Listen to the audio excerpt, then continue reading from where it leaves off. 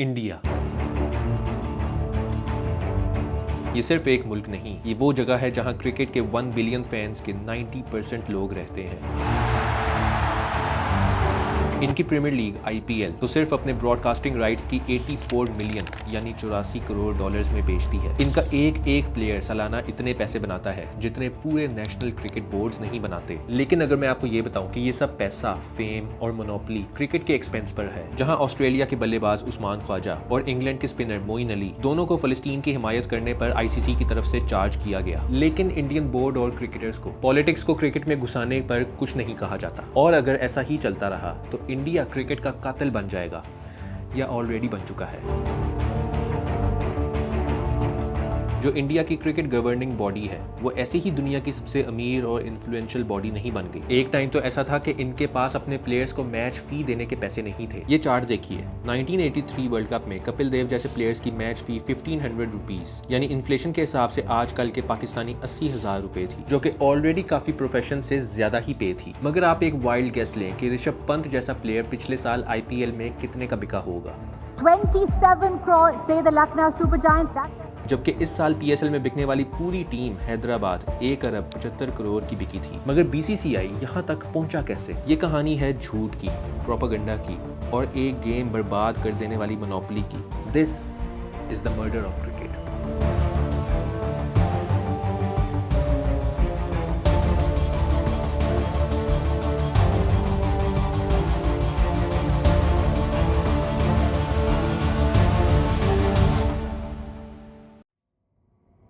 BCCI का start तो इतना बुरा था कि जब 1983 वर्ल्ड कप में इंडिया सरप्राइजिंगली फाइनल तक पहुंच गया कपिल देव के अंडर, तो BCCI चेयरमैन ने MCC से फाइनल की कुछ एक्स्ट्रा टिकट्स मांगी और ICC का जवाब पता है क्या था? आपको हमने 2 टिकट्स दे दी हुई हैं, अब ज्यादा जिद मत करें। उस वक्त के BCCI चेयरमैन NKP साल्वे इस बात को दिल पर ले लेते हैं और ठान लेते हैं कि अब तो वो खुद अगला वर्ल्ड कप होस्ट करके ICC को दिखाएंगे। मगर एक मसला था, इस वक्त साउथ एशियन कंट्रीज जैसे कि इंडिया, पाकिस्तान और श्रीलंका दुनिया के सबसे गरीब मुल्कों में शामिल था, इसलिए इनमें से कोई भी मुल्क अकेला वर्ल्ड कप होस्ट नहीं कर सकता था। इसलिए Salve Pakistani chairman air marshal Noor Khan से बात करते हैं और ICC के सामने डिमांड रखी जाती है कि अगला वर्ल्ड कप पाकिस्तान, इंडिया और श्रीलंका होस्ट करेंगे। और जवाब ICC हंसना शुरू कर देती है और कहती है कि आप लोगों को अंदाजा भी है कि ये काम कितना महंगा पड़ सकता है आपको। कोई आज से पहले ऐसी डिमांड रखने का सोच भी नहीं सकता था, नॉट इवन ऑस्ट्रेलिया, क्योंकि हर एक क्रिकेट वर्ल्ड कप इस गेम को इजाद करने वाला मुल्क इंग्लैंड ही होस्ट करता था। मगर जब पूरा साउथ एशियन ब्लॉक एक रेजिस्टेंस बन के खड़ा हो जाता है तो फिर डिसीजंस आपके फेवर में आते हैं कि अगला वर्ल्ड कप ये 3 मुल्क ही होस्ट करेंगे। और आ जाता है 1996 वर्ल्ड कप। फाइनल लाहौर के गजाफी स्टेडियम में होता है। श्रीलंका ये मैच जीत जाती है। BCCI चेयरमैन NKP साल्वे के साथ खड़ी हुई पाकिस्तानी वजीर आजम बेनजीर भुट्टो ट्रॉफी अवार्ड करती है। और आज के दिन क्या आप ऐसा कुछ इमेजिन कर सकते हैं? बेशक NKP साल्वे ने ना सिर्फ BCCI को स्ट्रॉन्ग किया बल्कि पाकिस्तान और इंडियन क्रिकेट बोर्ड्स का एक बहुत स्ट्रॉन्ग बॉन्ड भी बनाया। एशियन क्रिकेट काउंसिल और एशिया कप भी इन्हीं का आइडिया था। मगर फिर आता है एक रैंडम मैच जो क्रिकेट की हिस्ट्री बदल देता है। साउथ अफ्रीका 20 साल बाद क्रिकेट में वापसी करने लगता है इंडिया के खिलाफ एक सीरीज खेलकर। साउथ अफ्रीकन फैंस बेसब्री से इंतजार कर रहे होते हैं कि वो फाइनली टीवी पर अपनी टीम को देखेंगे। साउथ अफ्रीका के चेयरमैन होस्ट इंडिया को कॉल करके पूछते हैं कि वो कौन से चैनल पर अपना शो दिखाते हैं। NKP साल्वे जवाब में उसका नाम बताते हैं और फिर साउथ अफ्रीकन चेयरमैन उनसे वो सवाल पूछते हैं That changes everything. ये चैनल आपको मैच स्ट्रीम करने के कितने पैसे देता है? NKP साल्वे कुछ देर की कंफ्यूजन के बाद बोलते हैं, क्या मतलब देते हैं? वो तो उल्टा हमें मैच ब्रॉडकास्ट करने के पैसे लेते हैं। हम तो सिर्फ स्टेडियम स्पॉन्सर से पैसे कमाते हैं। BCCI को अब मैच स्ट्रीमिंग राइट्स का पता चल चुका था और ये था वो मोमेंट जहां से इनकी असल कमाई शुरू होती है। इसके बाद से इंडिया अपनी हर सीरीज से करोड़ों रुपए बनाना शुरू कर देता है। इनके पास और से और पैसा आना शुरू हो जाता है। क्रिकेटर्स फिर क्रिकेटर्स नहीं रहते बल्कि सेलिब्रिटीज और नेशनल हीरोज में तब्दील हो जाते हैं। और इस जमा होती हुई कमाई की बदौलत इंडिया अपनी लीग बनाने का ऐलान करता है, इंडियन प्रीमियर लीग।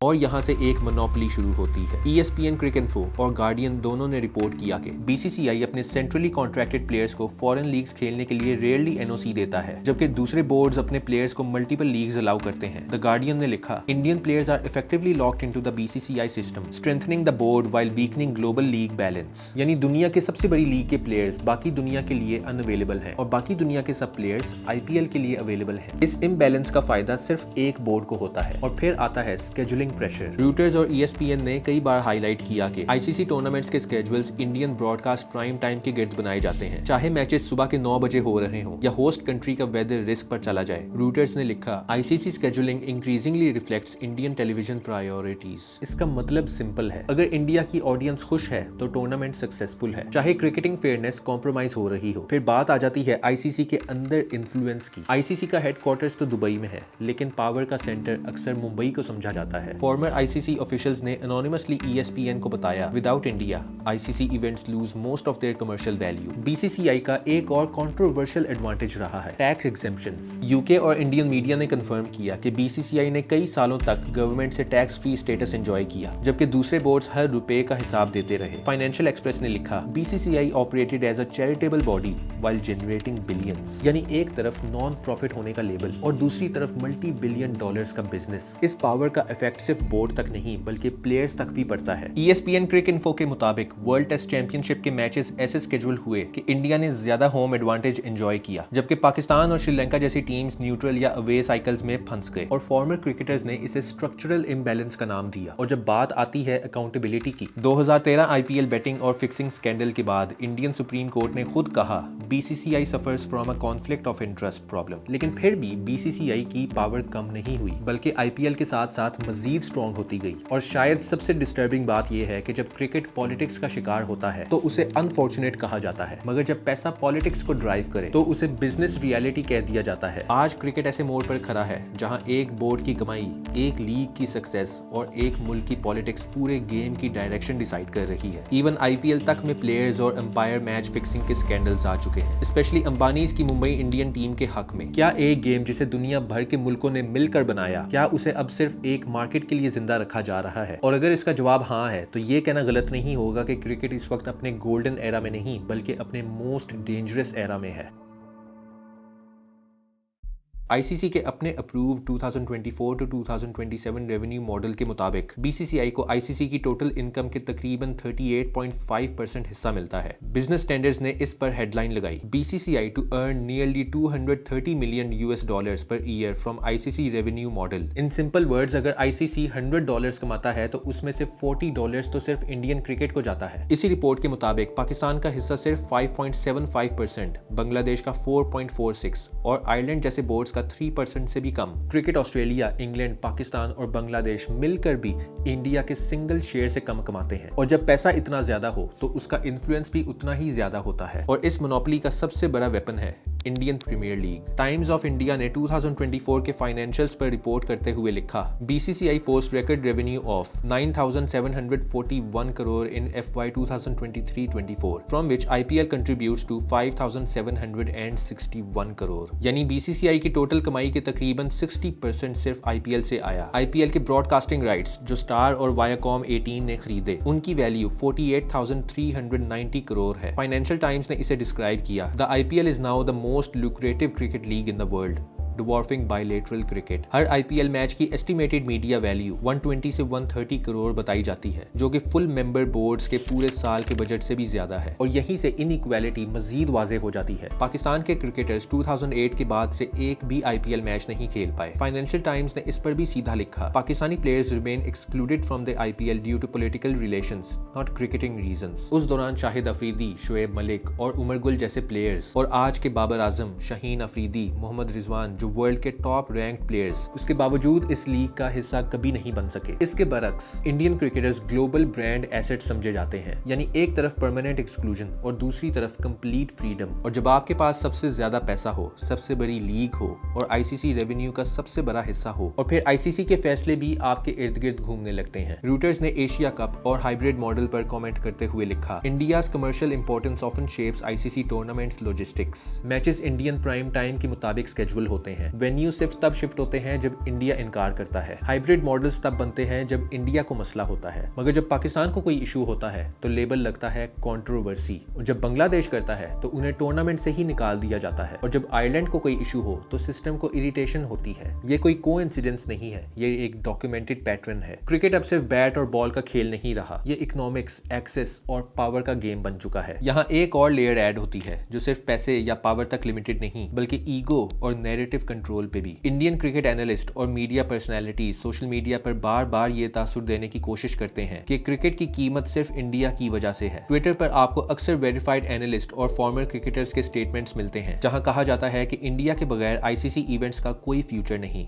या cricket survives because of Indian audience. 2023 और 24 के दौरान के इंडियन एनालिस्ट ने ओपनली ये ट्वीट किया कि अगर इंडिया किसी टूर्नामेंट का हिस्सा ना हो तो ब्रॉडकास्टर्स बैंकरप्ट हो जाएं और वर्ल्ड क्रिकेट कोलैप्स कर जाए। इंडियन कमेंटेटर हर्षा भोगले जैसे लोगों के कोट्स रिपीटेडली सर्कुलेट हुए जहां ये कहा गया कि India is the financial engine of world cricket. जो बात नंबर्स तक ठीक हो सकती है, मगर जब इसको बार बार सुपीरियोरिटी के नैरेटिव पर प्रेजेंट किया जाए तो फिर इसको एनालिसिस नहीं बल्कि प्रोपेगेंडा कहते हैं। फैन फॉलोइंग के साथ साथ ये एनालिस्ट अक्सर ये भी लिखते नजर आए हैं कि no India versus Pakistan match is equals to no world cup hype और cricket without India is like football without Brazil. ये स्टेटमेंट सिर्फ ओपिनियन नहीं बल्कि एक माइंडसेट को रिफ्लेक्ट करते हैं, एक ऐसा माइंडसेट जो क्रिकेट को ग्लोबल स्पोर्ट नहीं बल्कि इंडिया की प्रॉपर्टी समझने लगता है। जब मीडिया और एनालिस्ट खुद ये नैरेटिव पुश करें कि क्रिकेट इंडिया के बगैर कुछ भी नहीं, तो फिर आईसीसी के डिसीजन, स्केड्यूलिंग और पॉलिसीज पर असर आना कोई हैरानी की बात नहीं रहती। ये ईगो सिर्फ ट्वीट्स और स्टेटमेंट्स तक महदूद नहीं, ये वो जहनियत है जो पूरे सिस्टम को बेंड करवाती है और बाकी क्रिकेटिंग नेशंस को एक सेकेंडरी रोल में ढकेल देती है। इसी ईगो और सिलेक्टिव नेशनलिज्म का एक और वाज़े एग्जांपल लेजेंड्स लीग में नजर आया, जहां पॉलिटिक्स ने लेजेंड्स को भी नहीं बख्शा। जब एशिया लायंस की टीम में शाहिद अफरीदी शामिल थे और इंडिया महाराजास के साथ मैच स्केड्यूल्ड था, तो कई इंडियन फॉर्मर प्लेयर्स ने इस मैच को खेलने से बाइकआउट कर दिया। ऑफिशियल तौर पर कभी इंजरी का बहाना बनाया गया, कभी पर्सनल रीजंस, जबकि ग्राउंड रियलिटी ये है कि ये मैच सिर्फ इसलिए अबैंडन हुआ क्योंकि सामने शाहिद अफरीदी थे, यानी वो क्रिकेटर जो वर्ल्ड कप्स का हिस्सा रहा हो, जो आईसीसी का ग्लोबल फेस बना। उसके साथ खेलना भी इंडियन लेजेंड्स को कबूल नहीं था। ये सिर्फ एक एग्जीबिशन टूर्नामेंट था, कोई बायलैटरल सीरीज नहीं और ना ही कोई नेशनल फ्लैग इन्वॉल्व था। फिर भी पॉलिटिक्स जीत गई और क्रिकेट हार गई। ये वही डबल स्टैंडर्ड्स हैं जहां एक तरफ इंडिया कहता है कि क्रिकेट को पॉलिटिक्स से ऊपर होना चाहिए और दूसरी तरफ रिटायर्ड प्लेयर्स को भी सिलेक्टिव नेशनलिज्म के जरिए कंट्रोल किया जाता है। लेजेंड्स लीग का ये वाकया एक सिंबॉलिक मोमेंट था, इस बात का सबूत कि जब ईगो सिस्टम का हिस्सा बन जाए तो फिर ना लेजेंड्स रहते हैं ना spirit of the game. Cricket सिर्फ तब तक वेलकम होता है जब वो इंडियन नैरेटिव के मुताबिक हो, वरना बॉयकॉट भी एक टूल बन जाता है। यहाँ एक और कंट्रोवर्शियल चैप्टर आता है, जे शाह, जो बीसीसीआई सेक्रेटरी और आईसीसी चेयरमैन रह चुके हैं, जिनके गिर्द सिर्फ पावर नहीं बल्कि सीरियस कॉन्फ्लिक्ट्स ऑफ इंटरेस्ट और गवर्नेंस कंसर्न्स घूमते रहे। इंडियन और इंटरनेशनल मीडिया ने रिपीटेडली ये सवाल उठाया कि एक ऐसा शख्स जिसका कोई इंटरनेशनल क्रिकेटिंग बैकग्राउंड नहीं, इतनी तेजी से वर्ल्ड क्रिकेट के सबसे पावरफुल पोजीशंस तक कैसे पहुंच गया। 2019 में जे शाह की कंपनी के रेवेन्यू क्लेम्स पर इंडियन सुप्रीम कोर्ट तक के सवालात उठे, जब रिपोर्ट सामने आई कि उनकी फर्म के रेवेन्यूज अचानक हजारों % बढ़ गए, जिस पर अपोजिशन और जर्नलिस्ट ने ट्रांसपेरेंसी का मुतालबा किया। इसके बाद आईसीसी चेयरमैनशिप के दौरान रॉयटर्स और ESPN क्रिकइन्फो ने लिखा कि आईसीसी के फैसले और स्केड्यूलिंग पहले से ज्यादा इंडियन कमर्शियल इंटरेस्ट के गिर्द घूमने लगे, खासकर पाकिस्तान, एशिया कप और हाइब्रिड मॉडल जैसे इश्यूज में। क्रिटिक्स ने यह भी हाईलाइट किया कि जे शाह के टेन्योर में बीसीसीआई और आईसीसी के दरमियान लाइन ब्लर हो गई, जहां रेगुलेटर और सबसे पावरफुल स्टेक होल्डर प्रैक्टिकली एक ही बन गए। इसके अलावा टैक्स एग्जेम्पशंस, आईपीएल के गवर्नेंस इश्यूज और आईसीसी रेवेन्यू मॉडल, जहां इंडिया को 38.5% शेयर मिलता है, उन सबको जे शाह के इन्फ्लुएंस के साथ जोड़ा गया, चाहे लीगल तौर पर सब कुछ अप्रूव्ड ही क्यों ना हो। फॉर्मर एडमिनिस्ट्रेटर्स और जर्नलिस्ट ने इसे openly conflict of interest at a global scale कहा।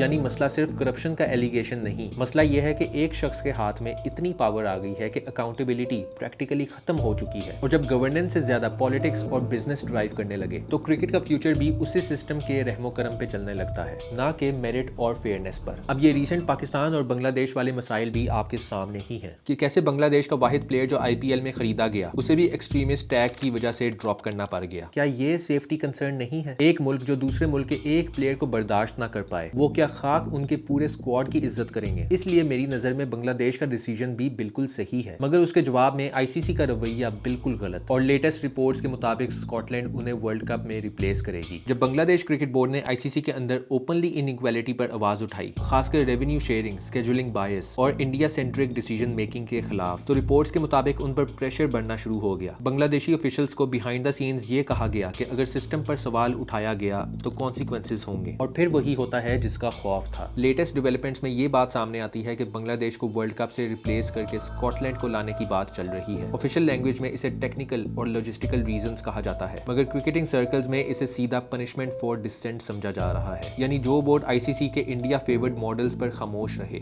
वही सेफ और जो इक्वालिटी, फेयरनेस और बैलेंस की बात करे, उसे सिस्टम से बाहर धकेल दिया जाए। ये सिर्फ बांग्लादेश का मसला नहीं है, ये वार्निंग है बाकी टीम्स के लिए भी। द मैसेज इज क्लियर, या तो इंडियन कमर्शियल नैरेटिव के साथ चलो, नहीं तो क्रिकेटिंग सर्कल में अपनी रेलेवेंस खो दो।